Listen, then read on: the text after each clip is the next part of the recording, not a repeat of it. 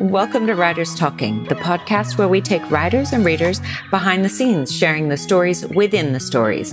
No scripts, no filters, and no holds barred as we talk about what really happens for writers as they write, edit, publish, and promote their work. Hi, I'm Anjanette Fennell, agent, editor, and writerly mentor who's worked with hundreds of writers to break through their creative challenges to uncover the stories they feel compelled to share. Now, let's get talking.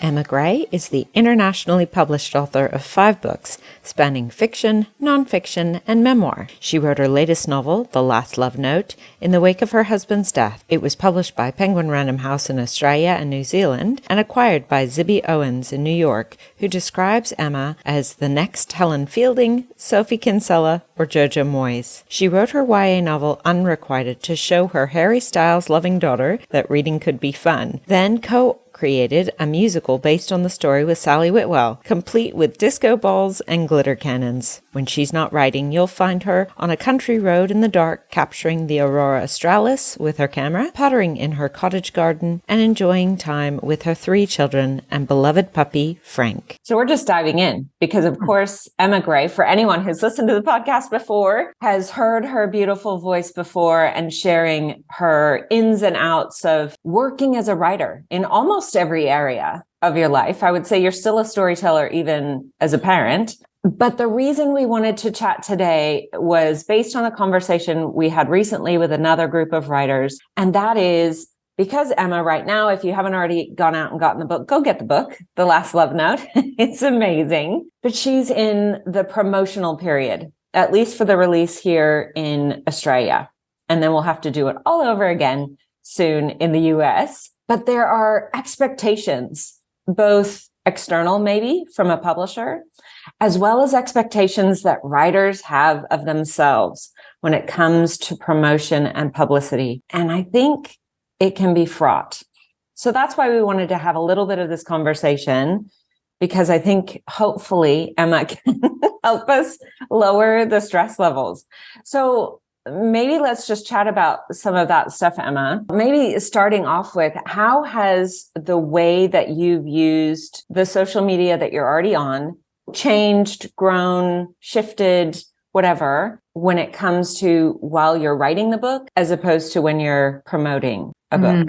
Thanks, Ange. I think you said something the other night that made a lot of sense. And I think, we've heard this from other people, that one of the main first points that I would make is that we need to avoid becoming completely overwhelmed by all the different channels we could be on, because at the end of the day, we're also writers and hopefully writing the next book. And it could become a full-time job simply promoting your book on every single channel. So I think that it makes a lot of common sense just to stick with 1 or 2, maybe 3 channels that you feel comfortable on, and that you feel like you can be yourself, as well as have your writer hat on and be promoting a book, which often for a lot of us feels a little bit awkward. We can be, a lot of us, quite introverted, and suddenly we're having to be out there all the time talking about this book, and it can feel a bit uncomfortable. So I tend to be really comfortable on Facebook, and I know that a lot of my readers are on Facebook, and I'm also on Instagram, and I'm just starting to get back onto LinkedIn as well, because a lot of the writing work that we do may include other things like presentations and talks and that sort of thing. So that to me feels like a manageable selection of channels for me to be on.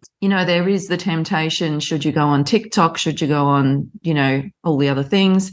And for some people that feels really natural. It just doesn't for me. So I just haven't sort of explored that. And, I'm sure there'd be social media marketers who'd be, arguing with this approach. But at the end of the day, it's got to be sustainable, whatever you do. I think that's it. Yeah. So for me, what I've found is that I've got into some sort of a rhythm with my posting on Facebook and Instagram, which allows me to still be the person I am. So I'm still myself on my own profile, but also on my author page. And I seem to have no trouble coming up with ideas. And that's why we had this, we're having this conversation, because we were talking with some other writers who said it's, it can be a real struggle to come up with the ideas in the first place. And you feel pressure to know what to post and, what might work. And for me, I have this attitude all the time of almost, dream catchers that are to sort of catch dreams, hang them in your room at night. I'm like that with stories. So at all times, I've got my eyes peeled and my ears open for any hooks that could be used for a little post online. Yesterday, I was speaking with a friend who I had written an article many, many years ago about something I noticed in a park in London, and it was actually an installation art wall at Bloomsbury Festival, and this you could graffiti anything you wanted on this wall, and somebody had written, "I'm a banker, but I want to be a guitarist." I'm thinking, oh, who is that? What are you doing about that dream? And it was just this beautiful thing. And I wrote an article about that, years ago. And this woman read that article and in that moment decided she wanted to become a single mum via IVF. Wow. She read that. It had that impact on her and she made that decision. And then yesterday she sent me a photo of her child reading my book. Oh, my God. I just got chills. And so I, of course, asked her if she would mind if I posted, a non-identifying photo of her daughter with this story, and she's really thrilled for me to do that. So noticing these stories when they pop up the first time around in the park in London, and then sharing that, and then sharing, this postscript to that story many years later. But we all have things like that crop up in our lives that can be a hook and we're storytellers. So, it's just about having your storytelling hat on and noticing these things and then finding a way to talk about them. But to reduce the overwhelm, something else that I do is that I have a variety of different types of posts that I put up. So some of them are straight reviews of the book that I've read, and I it's a lovely thing to do, to post a review and tag that reviewer and sort of mutually support each other's pages that way. You can post things like a little excerpt from the book with perhaps a little story about how, what that section meant to you. I have about probably once a week or so, I'll post something about what I've learned about writing itself. Yeah. Because my book features grief, I've also got several posts about what I've learnt about grief, things on mindset, posts about other writers and books I'm reading and loving. Yeah. It's just, I think if we have maybe a little list of the types of posts that could work on our pages, that can help to reduce that overwhelm. And also just to keep a list of all these little stories and ideas that occur to you when they pop up. I think you had it spot on there when one of the things, and I think shifting our perspective from feeling like we're having to make something up, as opposed to doing what you naturally do as a writer, which is notice things, right? Mm-hmm. That can be the seed, noticing something. And I just saw Candace Fox post something in her Facebook, which would have also been on Instagram. I mean, that cross posting can be really helpful. I don't find it bothersome because I follow the same people and I see both posts and I just like it in both places. But somebody, I don't even know what the question was, but it was down to that. Where do you get some of these ideas? And it is just walking around, noticing something, and it can be very small. So using that as your strength and just continuing that.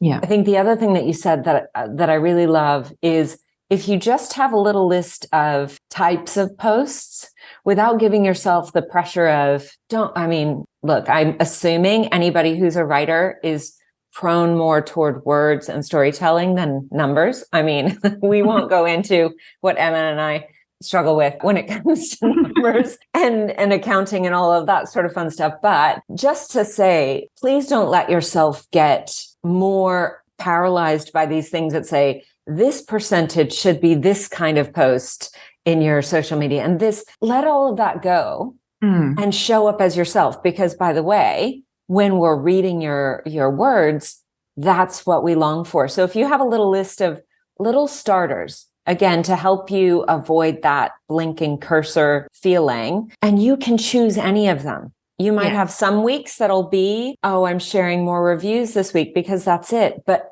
allowing yourself to sort of go with that flow, it makes it feel more natural, number one, and less pressure.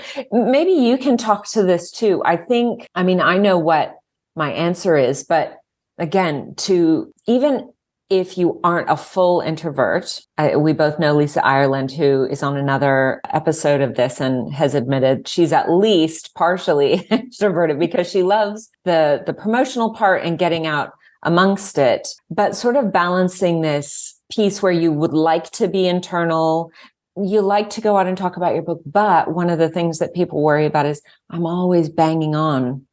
About, and women, especially, I don't know that I've ever seen a man post, sorry, I'm posting about this so much.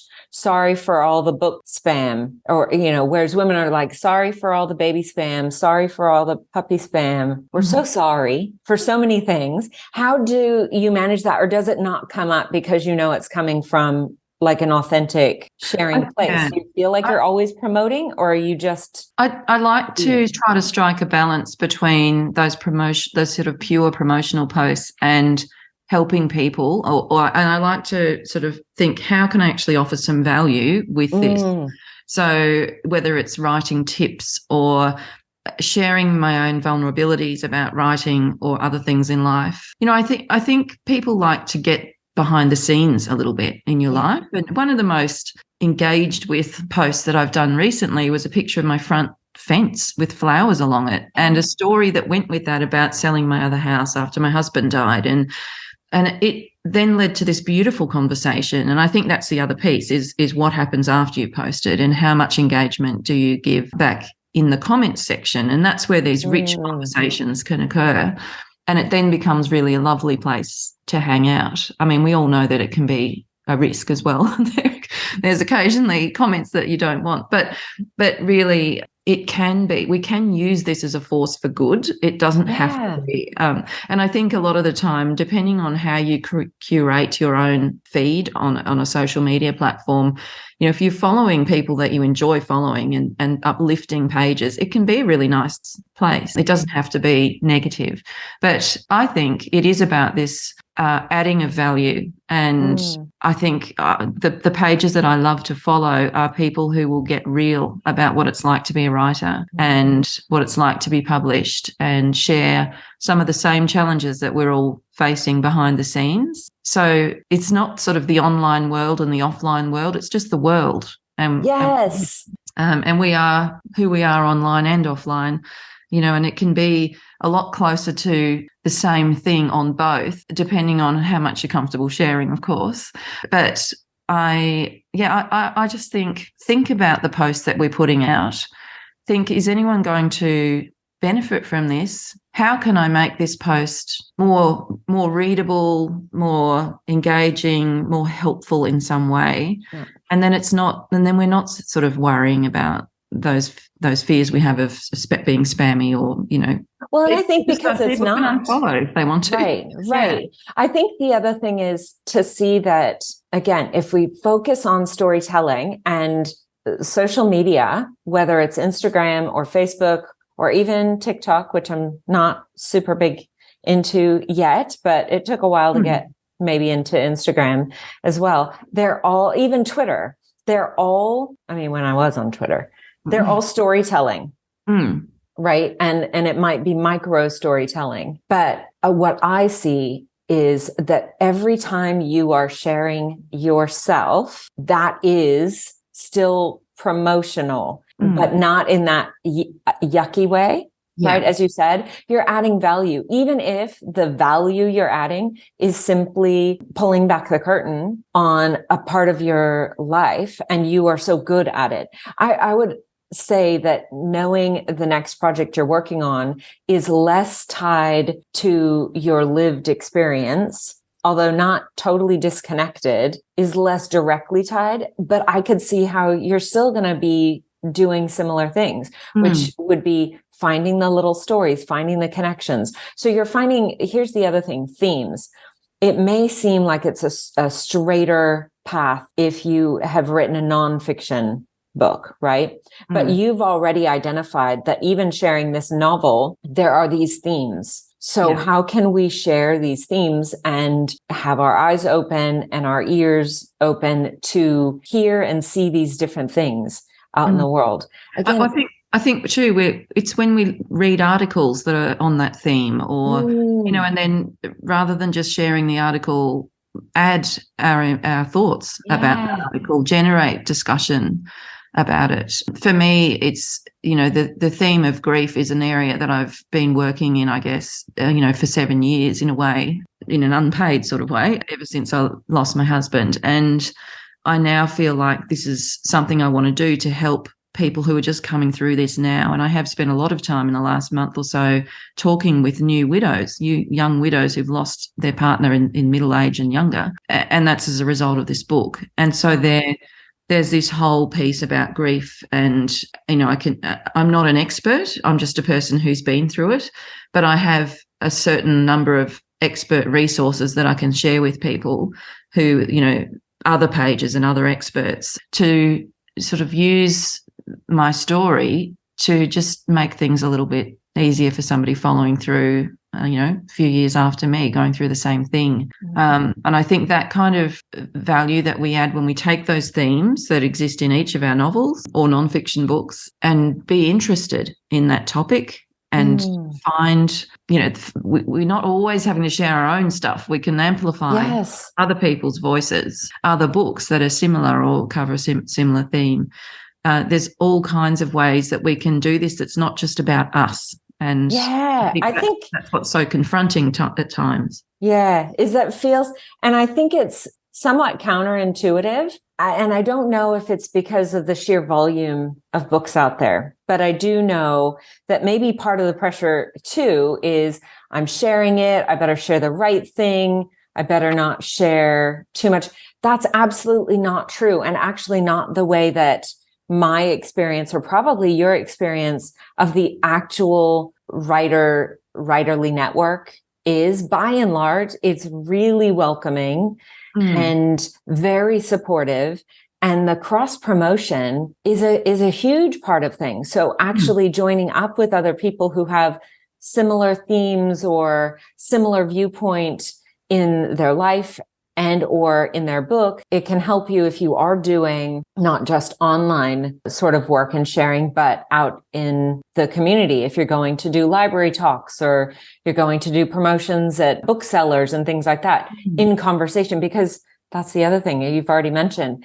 Imagine having conversations with other people. Like I've already got in my mind somebody in the US that, in fact, multiple authors through the publisher you're going to be with. That would be amazing for you to be in conversation with about different aspects of your book. And each of those conversations would be slightly different. You're promoting each other's work and you're also amplifying your own work. But in a way that doesn't feel so. And again, we just want to back away from this. Ooh, it feels forced and I'm telling people about it. The only way that most of the books that end up being long sellers, which is the goal. Yes, it is super nice to be a bestseller in a short space of time. There are certain quote unquote hacks you can try to do to game it. But really what a publisher would like, yes, they'd like that, but they'd also like for it to continue selling at a certain volume for the long term. That's what keeps them printing it. And my example always is Paulo Coelho with The Alchemist. It was published so long ago and it didn't do spectacularly well the first go round, but it was just, they kept at it. He still, although maybe I don't follow him quite as much now, he still promotes it. He still does what you do, which is sharing. People have taken photos with it, because when it hits that person, like when your book hits somebody and they take a photo of themselves with it or their child with it, even though the way they know you is totally separate to that. But then you've got this photo and then you use the photo to share more. And it hopefully feels less like, oh, I'm promoting myself, and more just, oh, isn't this a beautiful photo. He still does that. He does not need to. His book will sell. Yeah. And I bet you he doesn't feel yucky about it. No. Right. And I think you're so right about the cross promotion and just the connections that we make. I've made I call her a friend now. Somebody whose book was published a month before mine, and we didn't know each other until a couple of months ago. And we've been sending each other voice messages on Messenger of support and talking about our doubts and our fears and all of that. And it's just been a beautiful thing. And in fact, she and I could do a great conversation together. Let's do that. We'll set it up, everyone. Yeah, I know who you're talking about. Yeah, I think that's great. But another thing that occurs to me is that I used to have a range of different pages for each of my separate books. And when in the lead up to this one being published, I thought I really need to just start again, which is very intimidating, with a new page that is simply just me as a writer and has all the book. So I had to start with no followers at all, from a complete standing start, having had thousands on the other pages. And I made a decision that even if I only had sort of 5 people following me at the very beginning, I would still produce top quality posts and content. So really respect, even if one person is watching you, respect that one person's time and attention, because the fact that anyone reads anything that we put out is a really big compliment, because there's just so much competition and so much noise in. I think it's more that, less competition, but yes. Well, competition for your attention. For attention, but it's that feeling of noise. Yeah, it right? is. So whatever we do can't just be sort of something dashed off in a hurry, but at the same time doesn't need to take you half the morning to put together. So I've sort of got into a rhythm where I'll just put out a post in the morning, and there's probably better times to do it, but if that time works for me and I'm more likely to get a post up, then I'm going to do it then. Do it. It's the same philosophy as there are probably better ways to be posting between Facebook and Instagram than sort of duplicating content and that sort of thing. But at the same time, it's better to just do it than not do it. And so imperfect. I think it's this whole thing about standing back and going, well, I can't do everything and I can't do it all the way that, it should be done necessarily. But I'm just going to show up and do it this way. And that's better than nothing. So put out really nice, genuine content and respect the people that are going to read it. And I think that's how I can show up in a way that's really sort of authentic and genuine. And that's what people will relate to. Yeah. Over time, I think that's the other thing. So people talk about consistency, and this goes for the writing too. And it's okay for it to ebb and flow. We've had conversations before about you accepting that sometimes you're a binge writer, and other times that's just not how life is working. So you take small pockets. The point would be to try to show up fairly regularly. And I love that you pointed out, hey, maybe this isn't the best time to do it at whatever time. That look, it's always going to change. And depending on who you're listening to, as to this is the best, this is optimal, blah, blah, blah.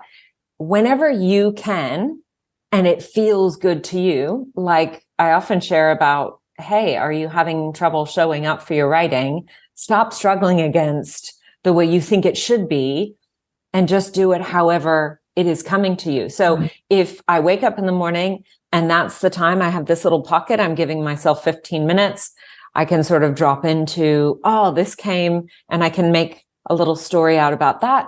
Then you post it and then you did it. Yeah. You did it for the day. And that's even if it's once a day, as opposed to, God help me, I'm pretty sure there's sort of like on this platform, you need to post 4 times a day. But you can't continue to share like that. You know what I love is that you took that brave step to start from the beginning. So anybody who's listening, if you haven't got your quote unquote platform yet, everybody starts from zero, including an author who had multiple books and had followings. Or what if, sometimes people get their account taken away for, who knows what's happening. And then they have to start again. That's okay. You can do it. And then, like you said, you're showing up with quality. It's not just, let me just chuck some posts on here that mean nothing, which will be sort of counteract your need or want for engagement anyway. So you show up fully in whatever way that is, whether it's 5 minutes, 15 minutes, twice a day, whatever it is that you think you can continue with. right? And that's where you build from. Yeah. Again, how I love that you've got these multiple potential posts. You're following always what's coming out naturally. So you might have a day or a few days where it's going to be, oh, this review, especially at the time when lots of reviews were coming out. And then you'll have other times where these other stories, but you're following this natural storytelling thing. And there's enough variety that it doesn't feel like, oh, she's talking about the book again. By the way, everybody knows if you've done the hard work and got a book out, you're talking about it. You are definitely talking about it. So I think giving yourselves a break for it, but also knowing it doesn't have to be this massive monster. I did have a chat with somebody only recently who hasn't got their author website yet. And this is a different conversation because you've always written under your own name.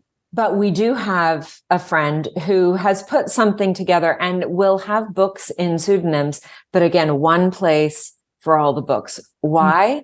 Because number one, once we like you, it's a Nora Roberts, J.D. Robb, you know, for those who are still following J.K. Rowling and what's it, the other name? Richard? Robert Galbraith. Robert? Yeah, something like that. We know, right? Like, so some people who are starting out, or you could just set the pseudonym and then just go, now I'm going to be over here on the pseudonym and maybe that's the main name. But start from there and know that you can do it. The idea of starting and maintaining a platform can feel very overwhelming, right? But I just think, how can you chunk it down? It's just just think of it as one post at a time. It's the same thing as one step at a time, one chapter at a time, all of that. And once it's set up, you can, and if you've got your little list of things, it can be over and done with in 5 minutes a day. Like it doesn't have to be, you know, some people are not like us, Ange. They are actually, they do like schedules and plans. Yes, true. Plans and all that. And so that can work really well. I have tried that in the past, and then I just miss the spontaneity of thinking, what do I feel like posting now? So I've missed that. So it just didn't work for me. But for some, it could really work because you could set up a week's worth of posts in one hit and let them post, you know, as the week goes on.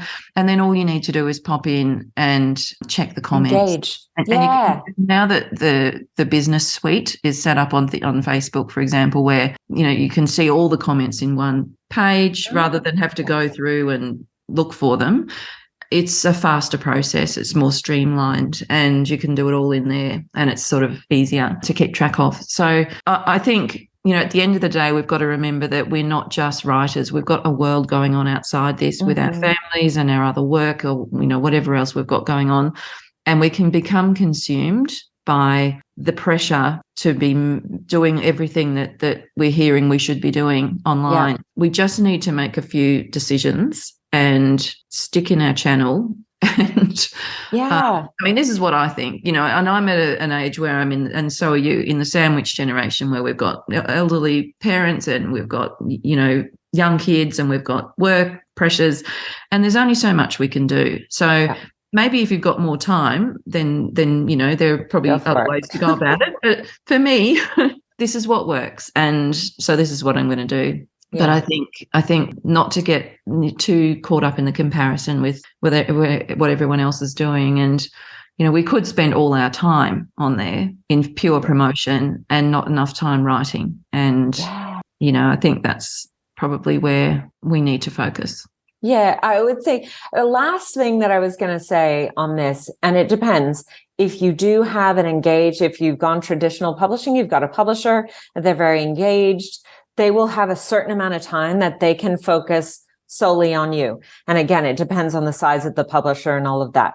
And they may have a really switched on publicity department. Note to everyone, not everywhere has the same level of support. They don't give the same level of support to all the authors. You can start a conversation on fair versus not fair. It doesn't really matter. It's just kind of how it is. And things happen. Marketing and publicity people are people. And so different things are happening. All that said, if you've got somebody who's really engaged, utilize that. If they want to, or they already have a connection with another kind of platform like TikTok, and they're younger and they're fiery and they've got it going, then say, hey, is there anything you'd like me to make that someone else can share? I'm happy to create something, but I'm not going to I won't learn the new platform. But if you have somebody to post, because I'm sure that they're willing to do that, especially if they already know that they're going to focus this time on you. Having said that, you can join any new one that you want, but be led by what you want to do long term. Yeah. Right. So it's okay to do one or two posts. I'm not saying it won't get you further. It won't hinder you. If you go onto Book Talk and you try it out a few times and it doesn't work, then it's not for you. And that's okay. You're still going to get book sales if you stay in the place where you can be you rather than do crazy dances. The people who blow up on Book Talk, by the way, number one, are not generally the author themselves. Yeah. It is somebody else who's seen and loves what they do. Now, maybe they saw what they did on another platform because that's where the author was being really authentic. So even if we're scheduling out our posts, I want to preface this to say, you're still not doing oh, look, I've got a visual and I've written a blurb. Just schedule it. If your heart isn't in it, and I know that may sound like more pressure, but it's easier. You want to create stuff that's high value, and value comes from presence. Yeah. So if you're present and like really in it when you're creating it, like Emma has described the post she's done, and I have the benefit of having seen them. Go check out her author page just to look at what kind of post, what does that look like that she's saying has taken her about 5 minutes, maybe 10 minutes, or maybe it's split over doing some of the writing in a pocket of time the night before, and then she can post it the next day. You're as authentic as possible and then schedule it. Fair enough. Take away the admin. And whether you have that publicity person or somebody else, reach out to your networks. Your friends are likely to want to post for you. And if they are on another platform, or you have children who are on another platform, and or they have friends, and you say, hey, are you willing to do this? Colleen Hoover didn't post herself to bestsellerdom. I mean, she probably posted, but it was other people reading her books. And the thing is, I have really... I just ask people. So I think that's the thing. If somebody says to you, I've just read your book and this is what I thought, and it's really, they're just writing a message to you, a personal message.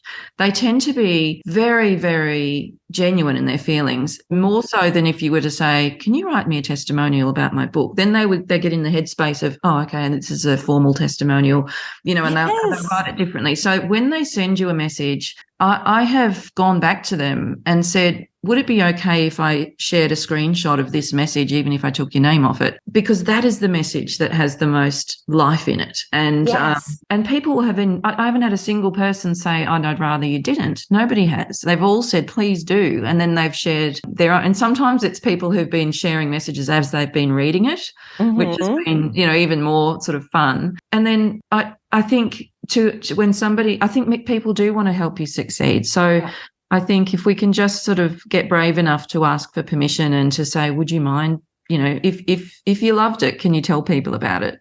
That kind of thing can be really just another step in helping you to get the word out there. I think what's brilliant about that too is for years I've done this. Your point about the testimonial is so true. It's whether it's like, can you do a review? And I'm still going to say you still want to do that with some people, right? But one of the challenges that other writers have had is like, why aren't people, they say they love the book, but they're not writing the review. Here's the truth about people. If you didn't notice this about yourself or others yet, this is a judgmental word, but I own it for myself. I'll say maybe we're busy, we're lazy. And the more steps we have to do, years ago, I was part of a group and we were it was before recycling was just nobody thinks about it, or mostly nobody thinks about it in the Western world anyway. But it used to be that it was very new. And I feel like I'm dating myself, and I am. But I was at uni, my first year of uni, and we were doing something. Maybe we wanted them to vote as well, but I wanted people to recycle. And the point was, how can you make it super easy? Like no extra steps. So your point, Emma, about getting a beautiful, heartfelt email, and then you as the author going back and saying, can I screenshot this, taking out your name if you don't want it? Because now they don't have to do any extra steps, but you're still getting some of the benefit, right? Yeah. So yes, we still want reviews on Goodreads, although authors don't go to Goodreads. Emma has heard me say this a million times. Don't go to your own book or your own books on Goodreads. We still want people to do reviews on Goodreads. We still want them to do reviews on whatever online platform that they may have paid for their book so that they can get a verified sort of check mark, but at least getting positive feedback that you can share and now is content on your channel and takes the pressure off. It's not you saying, my book is great, go out and buy it, which is the thing that everybody's like, no, I don't want to say that anymore. You're not saying it, but you're taking authentic, real responses people have had, but you're not giving them the work. Yes. And that's why they're saying, sure, do it. Because now they're like, oh, I've done something valuable and I don't have to take any extra steps. In fact, I would say that if they got a prompt email from Amazon or Booktopia or Book Depository, maybe they send out emails as well. If after you've done that interaction with them, then they got a prompt from an online seller to say, can you come review this? They'll probably review it. Whereas maybe before they would have thought, I'm sure enough people. Yeah. Even if they think enough people have done it, they might take the extra step. Yeah. And that's the other point too, that I have been trying to be really careful to respond to each person. And that's because I'm not Colleen Hoover. So not yet. I actually have a small enough number of people to be able to handle responding to each person at the moment. But, you know, of course, you'd probably get to a point where that's impossible. But I think, you know, it is always, if you can just be having lovely interactions with people and being grateful for the time that people take to share about your book or to write to you about your book. I just think that that's one of the nicest aspects of being an author. It's the part I absolutely love, seeing that what you've written has touched someone and made a difference in their life. You know, I had this amazing experience last week of because in my book there's a storyline about chasing the Aurora Australis as a photographer. And one of my readers in Tasmania sent me a message and said, you know, I used to do this years ago and I've lived here for 10 years and I haven't done this for over 5 years. And she went out and took the most stunning photo of the Aurora that night after reading my book. Oh my goodness, that night. And wow. Yeah, and I think it was the next day maybe. And she said, you know, the book inspired her to get out and do something. And that to me is enough. You know, that just feels like, well, if that has, you know, caused this change in a person that has led to something that beautiful, then, you know, my work here is done, is how I felt at the time. It was just absolutely beautiful. And then, of course, I asked if I could share that. And, you know, then that became a lovely thing to share, which led to a conversation on Instagram about, you know, has a book ever caused you to do something, you know, inspired you to go and do something. And then we were talking about people traveling to places they've loved in books. And so, it just continues on and on if you get into that mindset of storytelling. Yeah. And engaging. Yes. Right. And then you don't have to worry about, oh my God, I have to come up with something. It is presenting itself to you because you actually end up with the opposite problem of too many things that you could share. Yeah. Yeah. What a concept. It snowballs. Yeah. I love that. Well, look, I want to keep some of the things for this future conversation with this other beautiful author that I know that you've met, because I think too, we'll get you to share a little bit about how you connected and then how that grew. But for now, hopefully all of the lovely writers that are listening or even emerging writers will take heart that it doesn't have to be so overwhelming and they can do it little bit by little bit. I think you're a beautiful example of that. Thank you so much for coming and chatting today. It's a pleasure. Thanks so much for listening to this episode of Writers Talking. Join us next time for more writers in conversation as we delve into the writer's process, their passions, and a little bit about their books. Don't forget to subscribe on your fave podcast player and follow us on Instagram at writers_talking_podcast.